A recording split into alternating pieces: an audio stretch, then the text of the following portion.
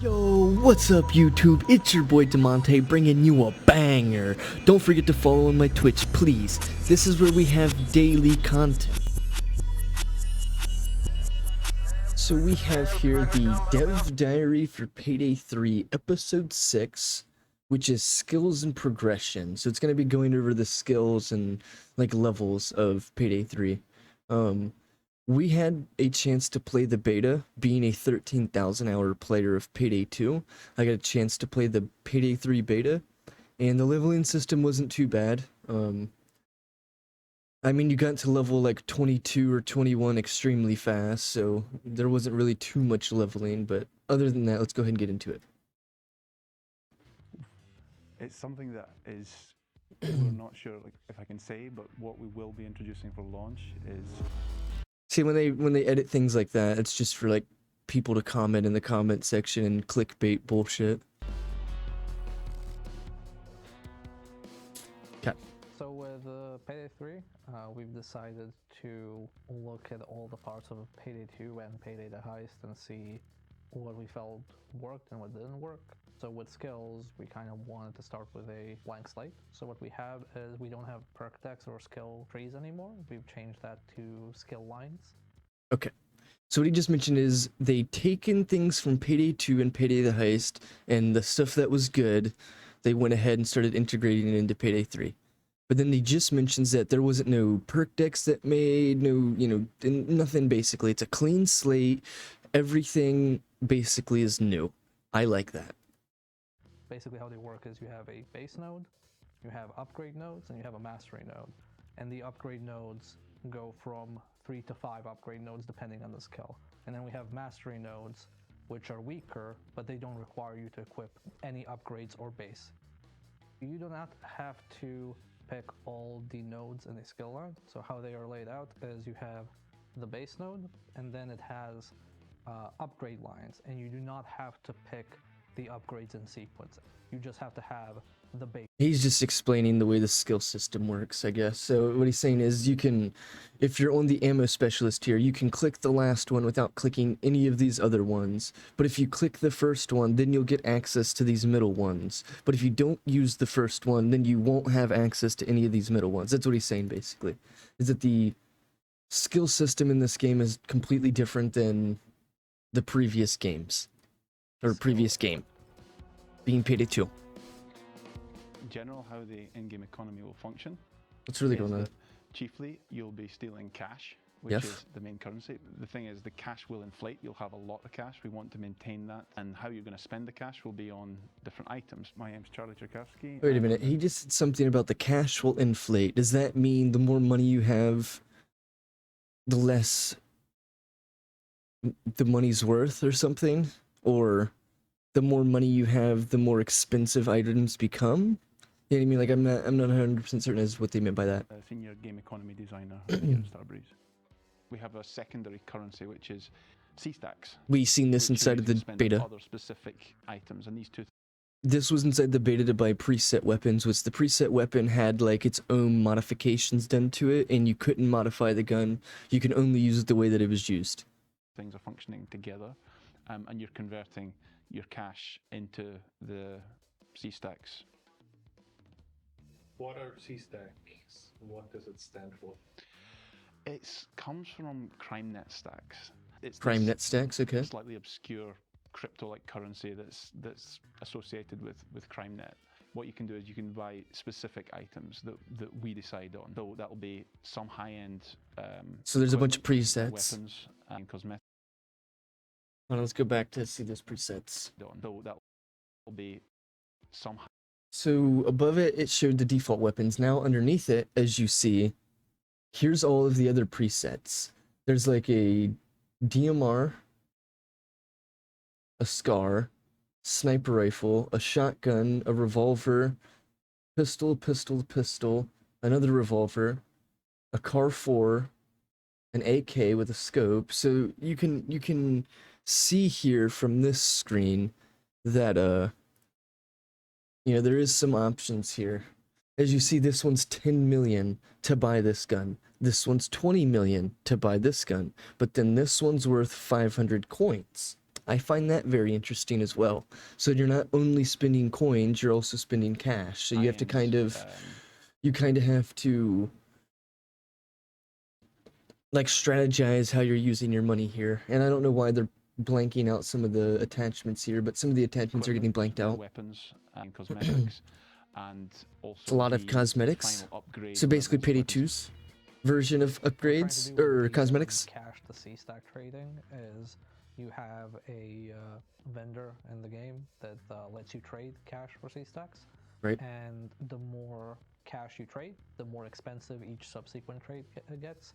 Yeah, this was already covered in the beta. So the more that you buy the C stacks, the more they become worth. Like if you buy one for 10,000, then it may be worth 20,000, then 20,000 to 40,000, then 40,000 to 80,000. Like I don't know if that's how it works, but that's the way that it's working. Like, you know, the money value changes each And time that you then buy it. every week, that resets, and you can trade again at the most favorable rate.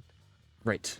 We'll look to use those C stacks going forward into post-launch contents.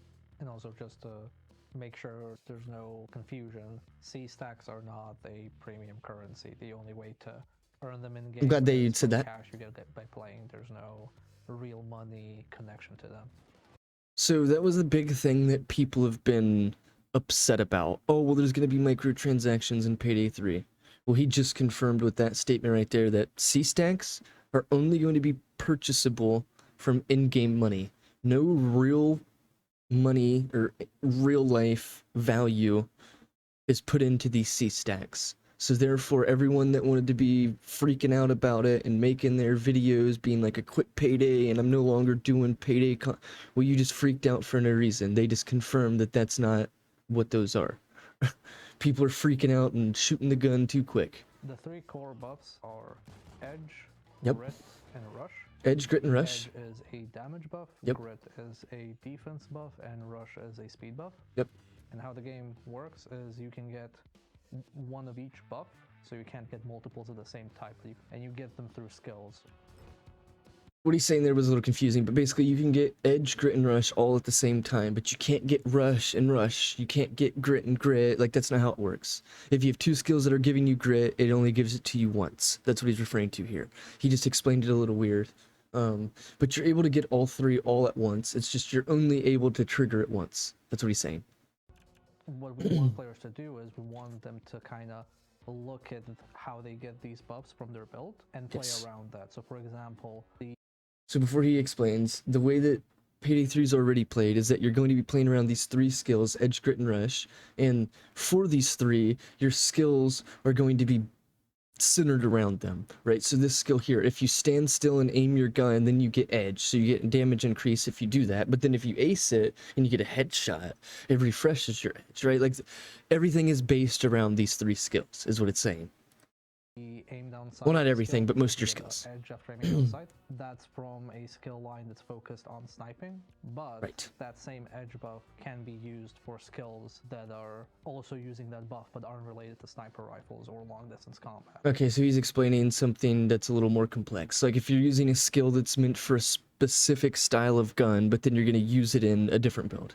So like as he was mentioning, the sniper rifle skill, but then you're using it in an assault rifle build to get the damage increase, right?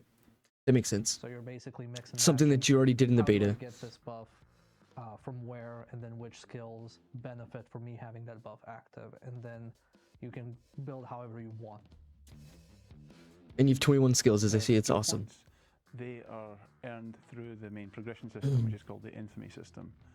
I assign at different levels when a skill point unlocks. So as the player progresses, they're going to build up their skill points, and then they've got essentially more points. But you can think of them as a resource. They've got more of these points to use and apply and equip skills with. So as they're progressing, they're getting more variety in what skills they can use. I don't feel that there was much of a variety, if I'm gonna be honest. The amount of skills in the beta, at least, you were only going to be using just like the ones that you wanted. You weren't going to be grabbing anything random because you had very few skills to use. Plus, a lot of them weren't really associated to the way that you'd play. So. Skill points aren't permanently spent, so this is more like the capacity of skill points you have. We're keeping the part of Payday 2 where you can equip and unequip skills freely and experiment with different builds as you want. Right. I mean, it would have been a dumb idea to make it where you click a skill and it's set in stone, so I'm glad they went with that option where you can easily change the skills that you're using instead of being set in stone to what you have. I mean, that's definitely a good option. But what he's referring to there is that, like, you may play one way and then in the future you may want to switch a couple skills out like you would in Payday 2. That's what he's referring to. Now, the last skill point is unlocked on Infamy level 100, and it's 21 skill points total. Only 21 skills. Kind of not the best. As you complete challenges in the game, you get Infamy points, and that increases your Infamy level in the game. And there's 150 levels unlocked. 150 level infamous. 100 is when we unlock the last gameplay thing, which is the final skill point. At that point, you have all the base weapons unlocked, all the gameplay features, all the skill points. After that, it's only cosmetic rewards. So from 100 to 150, it's basically bragging rights. But as we add more challenges to the game, So it's gonna be there career. will be easier methods to get to level 100. So we're gonna add. Okay, extra skill points, this is what and career now the is. new soft Interesting. cap is, for example, 110, and the new hard cap is 160, for example. Interesting, kind of, to an We extent. expect all players to be able, if they play enough, to get to level 100. Like, that should be within reach of everybody. But I mean, considering how easy it was inside the beta to reach like level 22 or 21 within like not even 2 or 3. It was just like a handful of games. You was instantly level 22, 21. I don't think it's going to be that hard for people to level up. if you want to get to level 150, then that's the hardcore dedication part. Oh, okay. So the 150 is the harder portion. Experience points are like a resource you get from playing the heist. Are distributed evenly into the different weapons and skills that you have. But the infamy points are like the overall control of our progression. If you play a heist and you generate 500 experience points for the heist, then the weapon that you have equipped will get 500 experience points, and the skill line that you have equipped will get 500 experience points. I mean, they're explaining something that was kind of confusing now. Challenge book, which you can go through. It's broken up into a few I want to categories. go back real quick. A Heists? challenge book. Wait. Am I reading this correctly? Are they saying that they're starting the game with 6 heists, right? And then you see it says /638. Does that mean that they plan to have 638 heists with, about 89 career things and then about 408 combat challenges or whatever? Like, that's pretty interesting to see. I don't know how true this is, but I just wanted to point it out since I've seen it. Which you can go through. It's broken up into a few categories, and you can filter based on challenges in progress, completed, or locked. And we plan, post-launch to improve the flow and the feedback and information that players feel Interesting. is missing. The idea we're trying to create is that we're not restricting the players into doing specific challenges and they have to focus on one thing. Generally want to say, go play the game. Just go and enjoy it, and you will experience progression. You will always be doing something, and you'll always be progressing something towards something. And then later on, you need to focus on some specific things, and the things that will test the skill level. So what he's describing here is that for those casual players of the game, you'll be able to play the game, complete challenges without really focusing on them. But for the more people that are focusing on that stuff, like after you get done doing all them easy challenges, then there will be more specific things that you want to attack. Like, oh, you need to do this and this to complete this challenge. Like, I don't know what the challenges look like, but that's what it sounds like from him describing. Bunch of guns here. Not really that bunch, but to the progression system. only pistol secondaries. Challenges. Those challenges reward infamy points, and the infamy points contribute to you leveling up your infamy level. And at new different account levels, as you're progressing, you unlock new weapons. But when you're playing with a weapon as well, you are dumping experience points into it. They're just saying the same And thing that they've that mentioned already. Unlocks new modifications that you can have for that weapon. So basically, once again, just like the Call of Duty Black Ops system, you're going to be unlocking things for your gun by using the gun and leveling the gun up.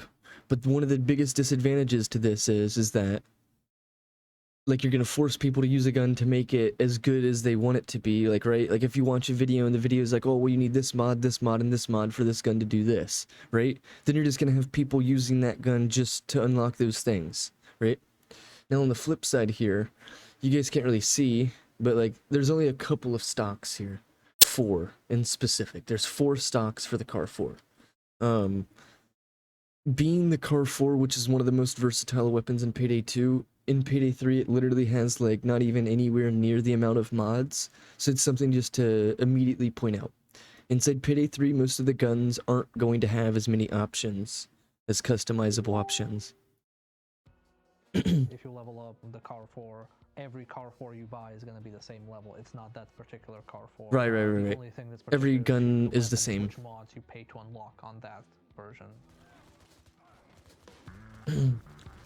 I mean, I'm glad they mentioned that. Some people might get Always the confused. difficult question of how do I have a stealth build and a loud build at the same time? We have tried our best to make skills be useful in both stealth and loud, but we hope that the amount of skill points we give you is enough for you to have a loadout where you attempt stealth but are still capable in loud. So the idea that Payday 2 had with pro jobs, where you go into a mission and it may be stealth at first, but then later in the mission it may go loud, so then you need to prepare with some of the skills. That's what you're mentioning here. The amount of skill points they give you should be enough to where if you do attempt stealth, you still have enough points in loud to survive if it goes loud. It's interesting that they mention that because that's a system they had in Payday 2, Payday the Heist, you know what I'm saying? A lot of hip fire in these footages though. Something we tried to make sure when we were designing Payday 3 is that without They any didn't have to skills, do him without dirty any like mods, that. They got his just getting a dandruff in the weapon and camera. going in, that the game feels good. Essentially, as long as you have Wait, now that I gear noticed it, it's all unlocked, over his you should shirt. be fine. What They didn't have skills to are do him there like do that. is to emphasize a playstyle and to make things easier for you.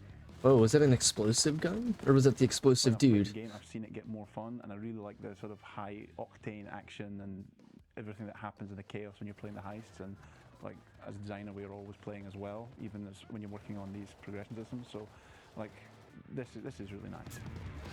I agree. It is nice to see the progression. The most complicated thing to implement is the thing we are not actually launching with, and I will not commit to what it is.